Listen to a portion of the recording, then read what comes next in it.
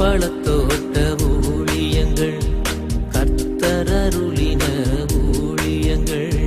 திராட்சை பழத்தோட்ட ஊழியங்கள், கர்த்தர் அருளின ஊழியங்கள். அவரில் நிலைத்திருந்து கனி கொடுப்போம், கர்த்தர் வாய்க்க செய்வார்.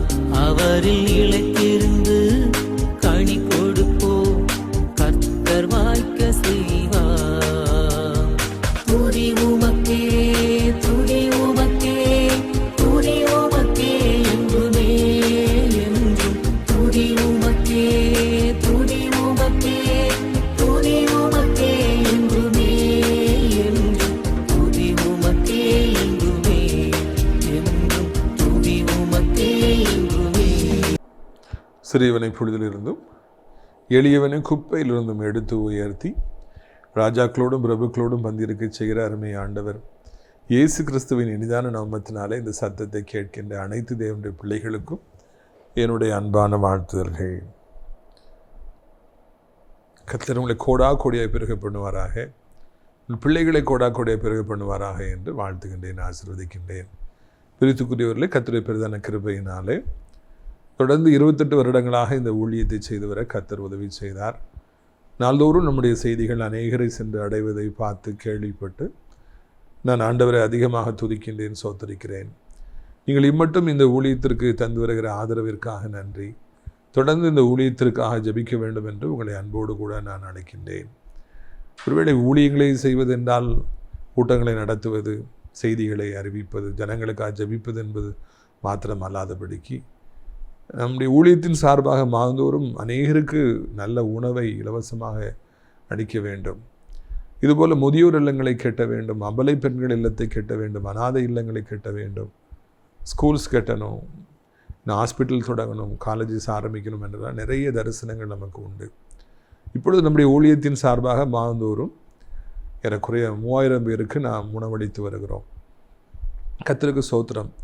இன்னும் அதிகமானபடிக்கு நாம் பல லட்சம் ஜனங்களுக்கு தினந்தோறும் உணவுகளை வழங்க வேண்டும் என்று நாம் ஆசீர்வதிக்கின்றோம். ஏனென்றால் ஒரு நேரம் சாப்பாடு கூட இல்லாமல் இருக்கிற எத்தனையோ பேர்கள் இந்த பூமியிலே உண்டு. சாப்பாடு இருந்தாலும் வியாதி நிமித்தமாய் சாப்பிட முடியாதவர்கள் இருக்கிறவர்கள் உண்டு. அவர்களுக்கெல்லாம் சிறப்பான உணவை அளிக்க வேண்டும் என்பது என்னுடைய தரிசனமாக, ஆசையாக இருக்கிறது. ஒரு நாளில் நானும் கூட உணவில்லாதபடிக்கு தவித்தபடியினாலே, பசி பட்டினியினாலே வாடினபடியினாலே கண்டிப்பாக முடிந்த அளவு அநேகருக்கு உணவளிக்க வேண்டும் என்கிற வாஞ்சையும் எனக்கு உண்டு. இப்பொழுது கர்த்தருடைய கிருபையினாலே நம்முடைய முதல் தரிசனம் நிறைவேறியிருக்கிறது. தேவனுடைய மாளிகைக்குள்ளாக ஆசிரியத்தில் நாம் அடைக்கலான் குருவி எனப்பட்ட ஒரு ஆவிக்குரிய முதியோர் இல்லத்தை நாம் ஆரம்பித்திருக்கிறோம். அநேகர் தங்கியிருக்கிறார்கள். கொஞ்சம் கொஞ்சமாக நிறைய பேர் வந்து சேர்ந்துட்டுருக்கிறாங்க. அவர்களுக்காக அநேக வசதிகளை நாம் மிக குறைந்த கட்டணத்தில் செய்திருக்கிறோம். முக்கியமாக தினந்தோறும் அங்கே ஜெபங்கள் நடைபெறுகிறது. வரம்பெற்ற குருவானவர்கள் மற்றும் ஊழியக்காரர்கள் தினந்தோறும் வந்து அங்கே ஜெபங்களை நடத்துகிறார்கள். ஞாயிற்றுக்கிழமை ஆராதனைக்கு அழைத்து கொண்டு செல்லப்படுகிறார்கள்.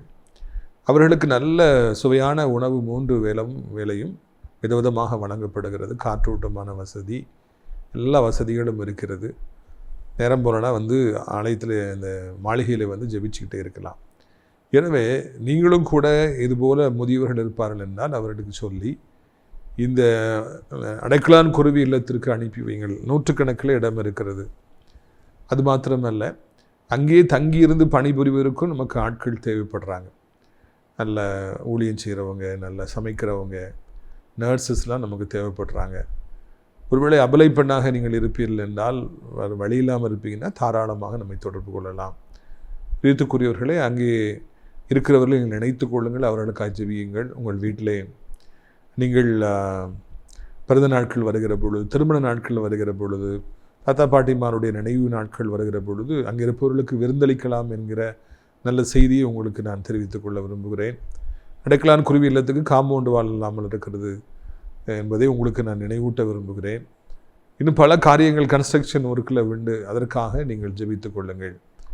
அடியார் செல்கிற கார் சைலோ பல லட்சம் கிலோமீட்டர் ஓடி பொழுது அது துருப்பிடித்து நிற்கிறது. அதுக்கு செலவு செய்வதற்கு பணம் தேவை. ரிப்பேர் பார்த்து ஓட்ட வேண்டும். இப்பொழுது அந்த கார் அப்படியே நிற்கிறது. அதற்காக நீங்கள் ஜெபித்து கொள்ளுங்கள் என்று உங்களை அன்போடு கூட நான் கேட்டுக்கொள்கிறேன். ஊழியத்திற்கு கார் இல்லாமல் ஒன்றுமே செய்ய முடியாது. கார் தான் இருந்தால் தான் எல்லா இடத்துக்கும் போக முடியும். நம்முடைய கார் பல வருஷங்கள் ஓடி இப்பொழுது பழுதுபட்டு நிற்கிறது. இதற்காக நீங்கள் ஜெபித்து கொள்ள வேண்டும் என்று உங்களை அன்போடு கூட நான் கேட்டுக்கொள்கிறேன். பிரித்துக்குரியவர்களே, வருகிற சனிக்கிழமை நாசரேத் தேவனுடைய மாளிகையில் வைத்து விடுதலை நாள் கூட்டங்கள் நடைபெறும். நிறைய பேருக்கு விடுதலை பெற்று போயிருக்காங்க. நீங்களும் வாருங்க.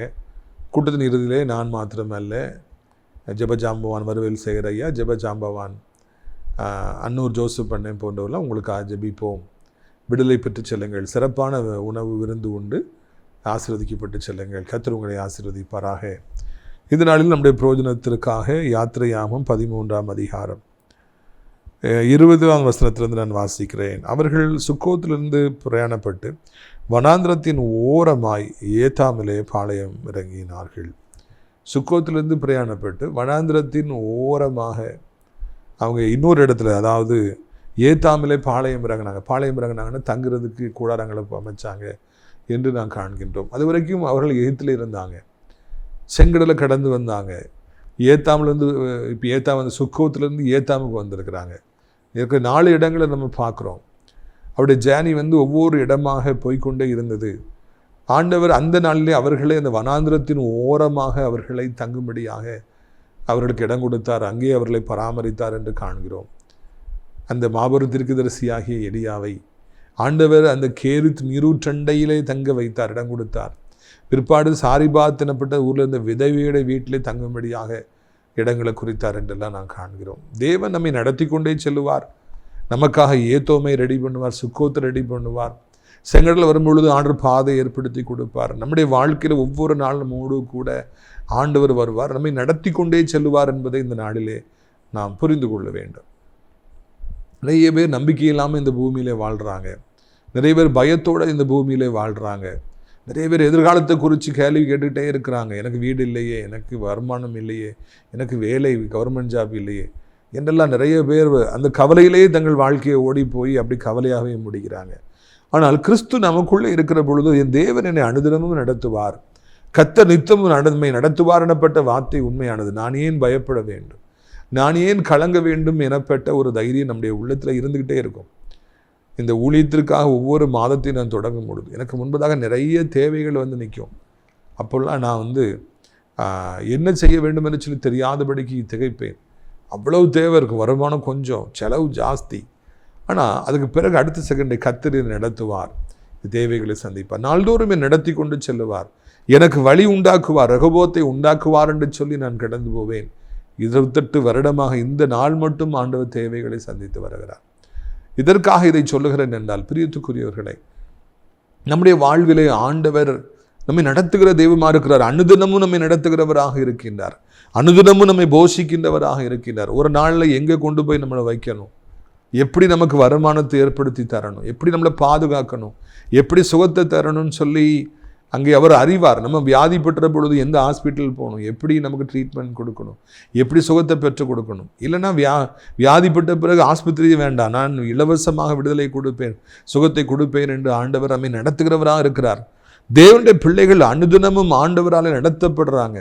கர்த்தர் ஒவ்வொரு நாளும் அவங்க கூட வாரார், அவங்கள மறக்காமல் இருக்கிறார், அவங்களை தப்புவிக்கிறவராக இருக்கின்றார், அவர்களை விட்டு விலகாதவராக இருக்கின்றார். ஒரு நிழல் தொடர்ந்து வருவது போல ஆண்டவர் நம்முடைய வாழ்க்கையில ஒவ்வொரு நாளும் நம்மை தொடர்ந்து வருகிறவராக இருக்கின்றார்.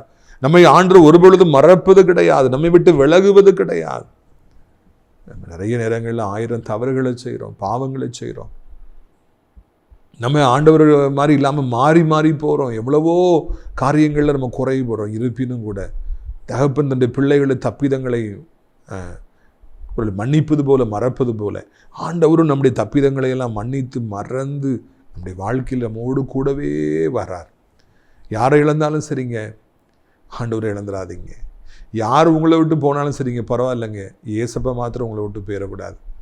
இந்த ஒரு ஆண்டவர் நம்மகிட்ட இருப்பார்னா எவ்வளவு மலைகளையும் நம்ம தாண்டலாம், எந்த சமுத்திரத்தையும் உடைச்சு 2ஆக போகலாம், எந்த வியாதியை நம்ம மேற்கொள்ளலாம், எவ்வளோ வறுமை வந்தாலும் மேற்கொள்ளலாம். வழி இல்லாத இடத்துல வழிகளை ஆண்டவர் நமக்கு திறப்பார், ஆண்டவர் நம்ம நடத்துவார். இதுதான் இந்த நாளிலே கர்த்தர் நமக்கு கொடுக்குற வாக்குத்தத்தம் என்பதை நீங்கள் மறந்துவிடக்கூடாது. ஆண்டவர் முதல்ல எகிப்திலிருந்து அவங்கள வெளியே கொண்டு வந்தார். அப்புறம் செங்கடல் வந்தது உடைத்து வெளியே கொண்டு வந்தார். சுக்கோத்து வந்தது. அதுக்கப்புறம் நம்ம கடைசி அங்கே பார்க்குறோம் ஏத்தாம் வந்தது என்று நான் காண்கிறோம். மாறி மாறி ஒவ்வொரு இடமா குறி வச்சு கர்த்தர் கூட்டு போயிட்டே இருந்தார். உங்களையும் அவர் அழைத்து செல்வார், உங்களையும் அவர் நடத்தி செல்வார். பாருங்கள், அடுத்தாப்பில் நம்ம வாசிக்கிறோம். என்ன யாத்திரையாகும் 13ஆம் அதிகாரம் 21வது வசனம். இரவும் பகலும் வழிநடக்க கூடும்படிக்கு கர்த்தர் பகலிலே அவர்களை வழிநடத்த மேகஸ்தம்பத்திலும் இரவிலே அவர்களுக்கு வெளிச்சங்காட்ட அக்னி ஸ்தம்பத்திலும் அவர்களுக்கு முன் சென்றார். ஐயோ, என்ன ஒரு அருமையான ஒரு வார்த்தை இங்கே நாம் வாசிக்கிறோம். தேவனுடைய அன்பு இஸ்ரவேல் எனப்பட்ட தன்னுடைய ஜனமாகிய அவர்கள் மீது, ஆபிரகாம் எனப்பட்ட தன்னுடைய தாசனாகிய அந்த சந்ததியார் மீது எவ்வளவு அதிகமாக இருந்தது என்று நான் காண்கின்றேன். லட்ச இஸ்ரவேல் ஜனங்கள் இருக்காங்க. என்னுடைய பிள்ளைகள், என்னுடைய மக்கள், நான் தெரிந்து கொண்டவர்கள் என்று ஆண்டவர் அவர்களை நேசித்து அந்த 40 வருடத்திலும் அவர் எப்படி நடத்துகிறார் பாருங்கள். பகல் நேரத்தில் மேகஸ்தம்பமாக மேலே இருந்து அந்த பகுதியில் அதிக ஹீட்டாக இருக்கும். இஸ்ரவேலர் இடத்தை பார்த்தீங்களா? அதெல்லாம் தாண்டி பிரியத்துக்குரியவர்களை ஆண்டவர் மேகஸ்தம்பமாக இருந்து பகல் முழுவதும் அப்படியே அவர் மேலே வந்துக்கிட்டே இருக்கிறார். அந்த மேகஸ்தம்பம் அவர்களை குளிர பண்ணியிருக்கும். அந்த வெயில் ஹீட் அவர்களை தாக்க முடியாதபடி பாதுகாத்திருக்கும். ஆண்டவர் பாதுகாக்கிறார். எவ்வளோ தூரம் நடந்தாலும் அவங்களுக்கு டயர்ட் ஆகாது. அவங்களுக்கு ஒரு பெரிய சந்தோஷம் உண்டாயிருக்கும். அவங்க ஜேர்னி நம்ம இன்பமாக இருந்திருக்கும். மேலேயே பார்த்து ஆண்டவர் வாராருங்கிற ஒரு சந்தோஷம் ஒரு பக்கம். இன்னொரு பக்கம் குளிர்ச்சியாக இருக்கிறது ஒரு ரொம்ப சந்தோஷம். இவ்வளோ ஹாப்பியாக இருந்திருக்கும் பாருங்கள். குற்றாலத்துக்கு போயிடலாமா, நிறைய துடிக்கிறாங்க. எனக்கு சாரல் நல்ல காற்று வீசுது, சீசன் நல்லா இருக்கு.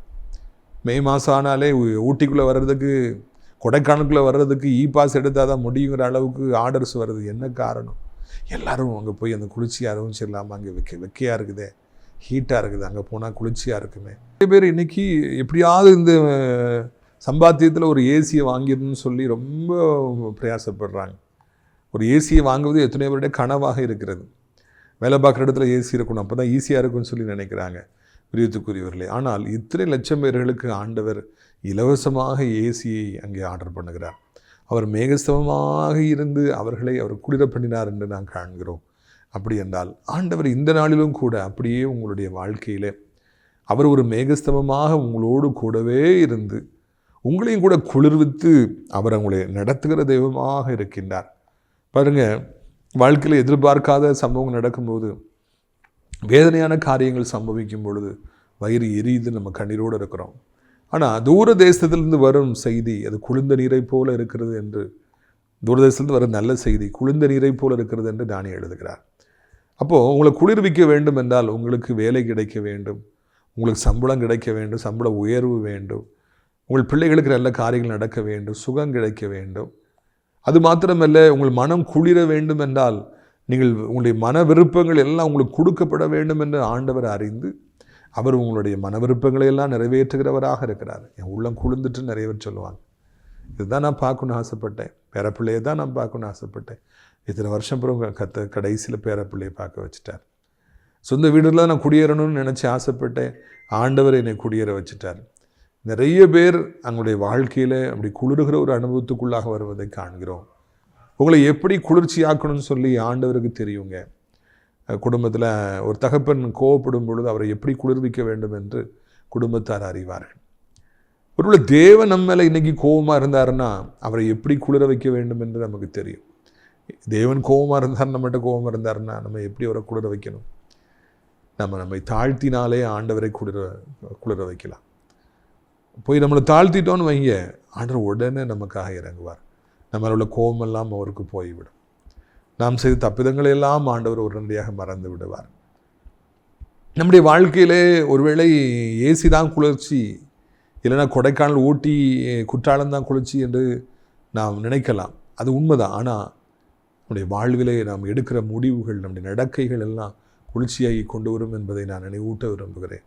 நம்முடைய பிள்ளைகளுடைய வாழ்க்கையினாலே குளிர்ச்சி தான். அங்கே சண்டை வராது, சச்சரவு வராது, கசப்பு வராது. ஏன்னா பிள்ளைகள் என்ன கொடுத்தாலும் சாப்பிடுவாங்க, எதை கொடுத்தாலும் ஏற்றுக்கொள்ளுவாங்க, சண்டை போட மாட்டாங்க, முறையிட மாட்டாங்க, அது என்ன இதுன்னு சொல்லி பேச மாட்டாங்க. அங்கே ஒரு சமாதானம் உண்டாகும். அதுவே ஒரு குளிர்ச்சி தான். வீட்டுக்குள்ளே குளிர்ச்சி இருக்குது அப்படின்னாலே எல்லோரும் ஒரு மனப்பாட்டோடு வாழ்வாங்க. சண்டை அங்கே வராது. அது குளிர்ச்சியாக இருக்கும். நாம் குளிர்ச்சியாக இருக்க வேண்டும், குடும்பம் குளிர்ச்சியாக இருக்கணும். அது மாத்திரமல்ல, நாம் ஒரு ஆசிரியராக இருக்கணும்னா கிளாஸில் போய் பாடம் எடுத்தோம்னா நம்ம கிளாஸில் நம்ம வந்தவுடனே எல்லோரும் குளிர்ச்சியாக ஃபீல் பண்ணணும். ஸ்டூடெண்ட்ஸ்லாம் கம்ஃபர்டபுளாக ஃபீல் பண்ணணும். இந்த கிளாஸ் நல்லா இருக்குது, இந்த சார் பாடம் எடுக்கிறது, இந்த மேடம் பாடம் எடுக்கிறது நல்லா இருக்குது, அவங்க அதை ஃபீல் பண்ணணும். அவங்க என்ன பின்புலத்துலேருந்து வந்திருந்தாலும் அது பரவாயில்ல. நீங்கள் வந்துட்டாலே அங்கே ஒரு சந்தோஷம், ஒரு மகிழ்ச்சி ஏற்படணும். நீங்களும் குளிர்ச்சியும் ஒரு காலம் பிரிக்கப்படவே கூடாது.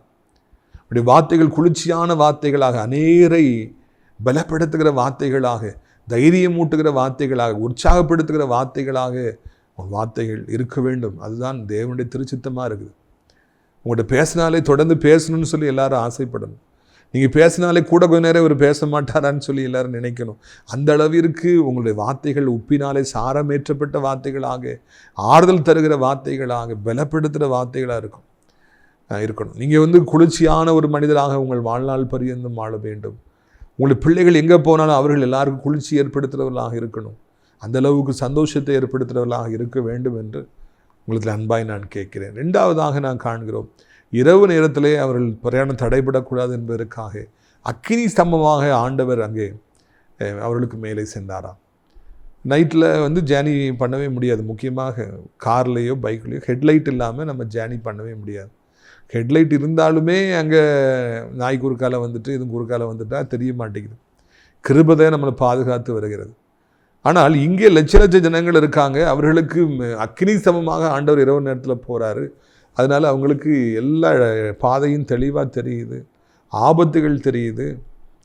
இங்கே கல் இருக்குது, இங்கே முள் இருக்குது, இங்கே ரோடு நல்லா இருக்குது, இப்படி போகலாம் என்று அவர் கண்டுபிடித்து அவர்களுடைய பிரயாணம் தடைபடாதபடிக்கு ஆண்டவர் அவர்களுக்கு இரவு நேரத்தில் அக்கினி சமமாக இருந்தார்.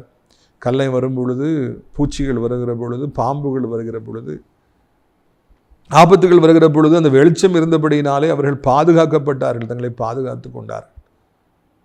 எப்போ உங்களை குளிர்ச்சியாக வச்சுருக்கணும், எப்போ உங்கள் மேலே அக்கினியாக இருக்கணும், உங்களுக்கு வெளிச்சம் தரணுங்கிறது ஆண்டவருக்கு தெரியுங்க.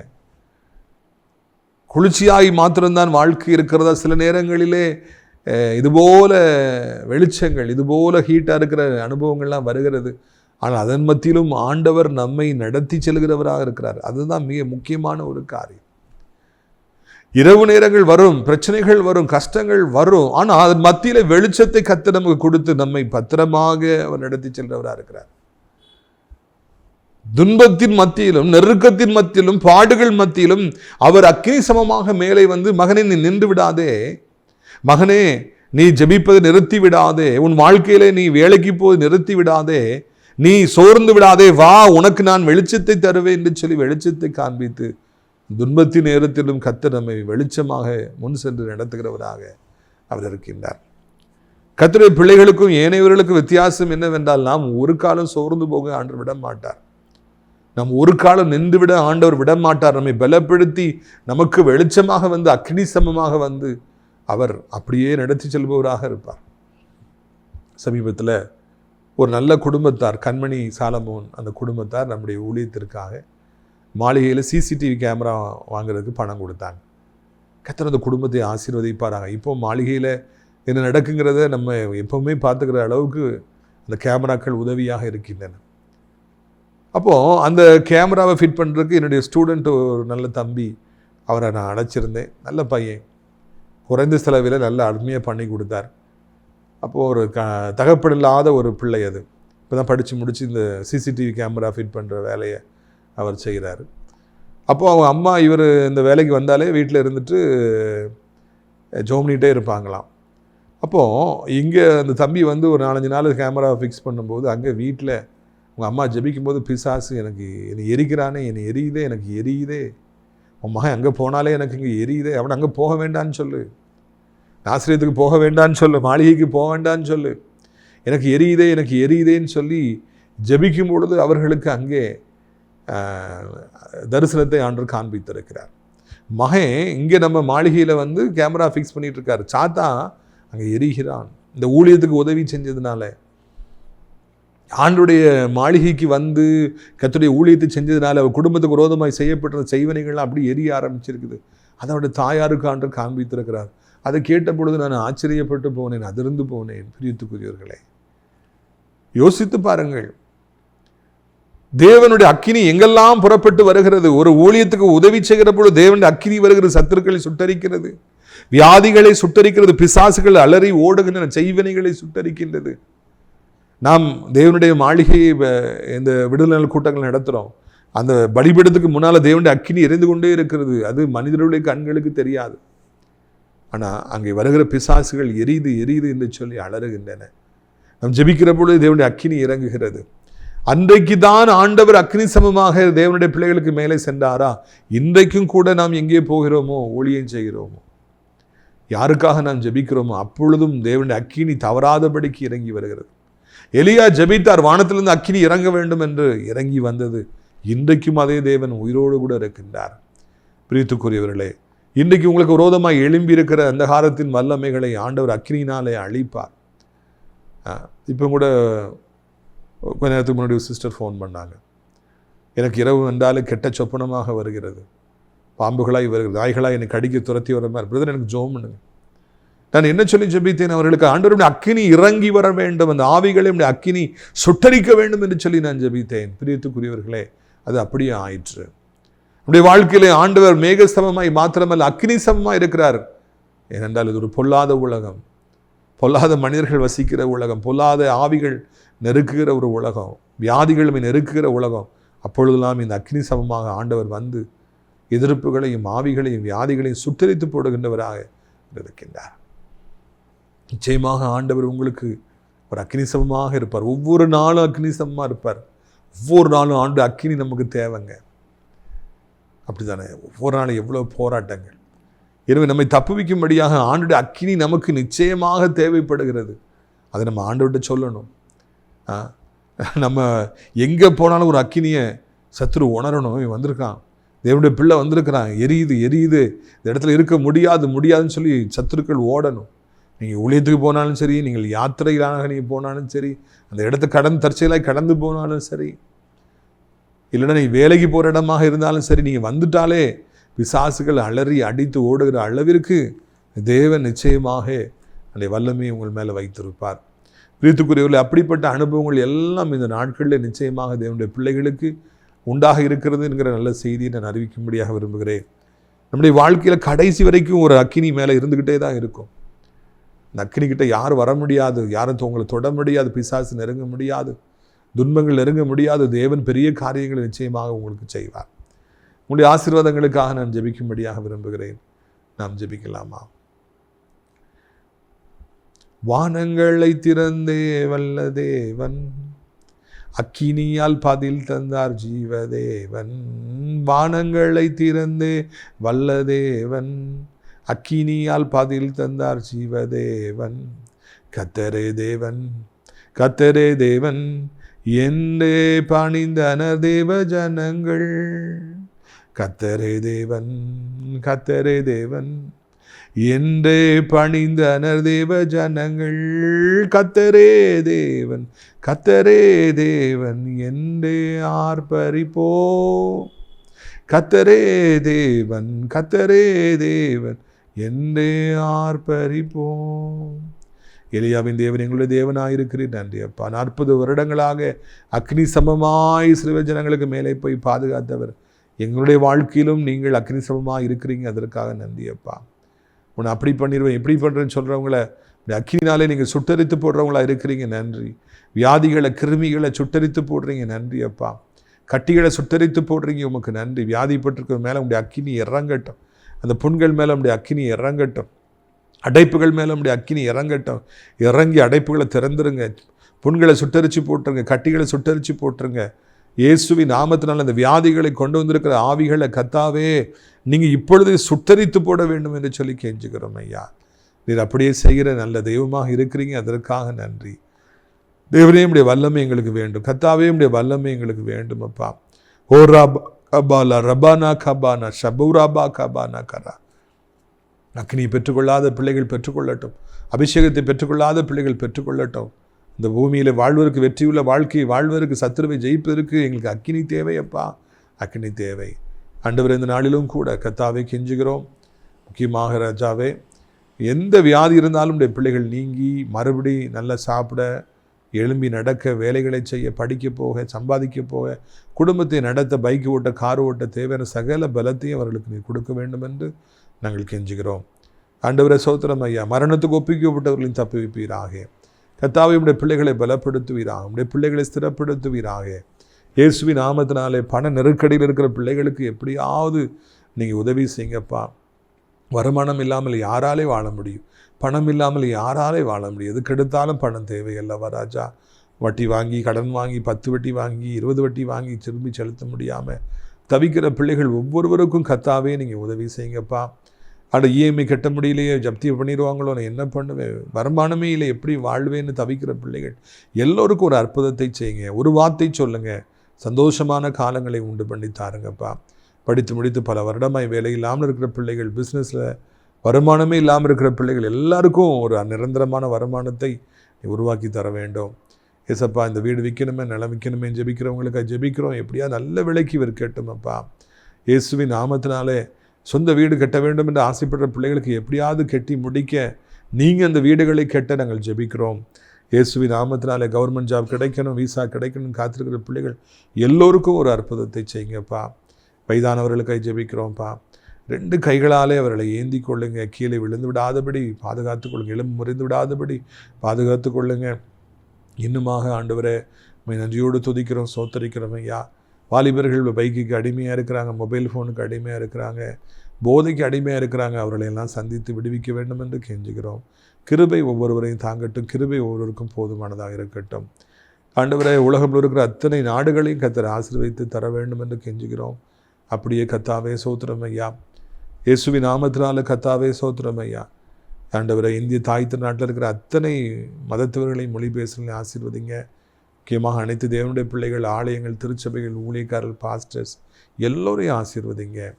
ஆண்டவரே, நாசரேத் திராட்சைப்பழ தோட்ட ஊழியங்களை நேசிக்கிற, நாள்தோறும் நம்முடைய நிகழ்ச்சிகளை பார்க்கிற, அறிமுகப்படுத்துகிற, ஜெபத்தினாலே காணிக்கையாலை தாங்குகிற நல்ல உள்ளம் படைத்தவர்கள் அநேகர் உண்டு. ஒவ்வொருவரையும் ஆசீர்வதிங்க. அடைக்கலான் குருவி முதியோர்களிடத்தில் தங்க அநேக முதியோர்களை அழைச்சிட்டு வாருங்க. கர்த்தாவே சோத்திரம் ஐயா. என் தகப்பனுடைய நாமத்தினாலே ஆண்டவரை சோத்திரம் அப்பா. அங்கே வேலை செய்ய நல்ல உள்ளம் படைத்தவரை அழைத்து கொண்டு வாருங்க. தேவைகளை சந்திங்க, மகிமைப்படுங்க. இயேசு மூலம் ஜெபிக்கிறோம் நல்ல பிதாவே. என் ஆத்மாவை கர்த்தரை சோத்திரி. என் முழு உள்ளமே அவருடைய பரிசுத்த நாமத்தை சோத்திரி. என் ஆத்மாவை கர்த்தரை சோத்திரி. அவர் செய்த சகல உபகாரங்களையும் ஒரு பொழுதும் மறவாதே. ஆமென். கர்த்தராகிய இயேசு கிறிஸ்துடைய கிருபையும் பிதாவாகிய தேவனுடைய அன்பும் பரிசுத்தாவிய அந்யோன்ய ஐக்கியமில்லாத பிரசன்னம் உங்கள் அனைவரோடு இன்றைக்கு சதாகாலங்களிலும் நிலைத்திருப்பதாக. அல்லேலூயா, அல்லேலூயா. God bless you. இம்மட்டும் என்னை நடத்தி வந்தி கோடி நன்றி ஐயா. இனிமேலும் என்னை நடத்திடுவி கோடி நன்றி ஐயா. இம்மட்டும் என்னை நடத்தி வந்தி கோடி நன்றி ஐயா. இனிமேலும் என்னை நடத்திடுவி கோடி நன்றி ஐயா. என் ஜீவனுள்ள நாட்களெல்லாம் இயேசுவே உம்மை ஆராதிப்பேன். என் ஜீவனுள்ள நாட்களெல்லாம் இயேசுவே உம்மை ஆராதிப்பேன். அனுதினம் என்னை ஆதரித்தி கோடி நன்றி ஐயா. அதிசயமாய் என்னை நடத்தி வந்தே கோடி நன்றி ஐயா. அனுதினம் என்னை ஆதரித்தி கோடி நன்றி ஐயா. அதிசயமாய் என்னை நடத்தி வந்தே கோடி நன்றி ஐயா. என் ஜீவனுள்ள நாட்களெல்லாம் இயேசுவே உம்மை ஆராதிப்பேன். என் ஜீவனுள்ள நாட்களெல்லாம் இயேசுவே உம்மை ஆராதிப்பேன். கண்மணி போல் என்னை காத்து கொண்டீ கோடி நன்றி ஐயா. கழுகினை போல் என்னை சுமந்து கொண்டே கோடி நன்றி ஐயா. கண்மணி போல் என்னை என்னை காத்து கொண்டீ கோடி நன்றி ஐயா. கழுகினை போல் என்னை சுமந்து கொண்டீ கோடி நன்றி ஐயா. என் ஜீவனுள்ள நாட்களெல்லாம் இயேசுவே உம்மை ஆராதிப்பேன். என் ஜீவனுள்ள நாட்களெல்லாம் இயேசுவே உம்மை ஆராதிப்பேன்.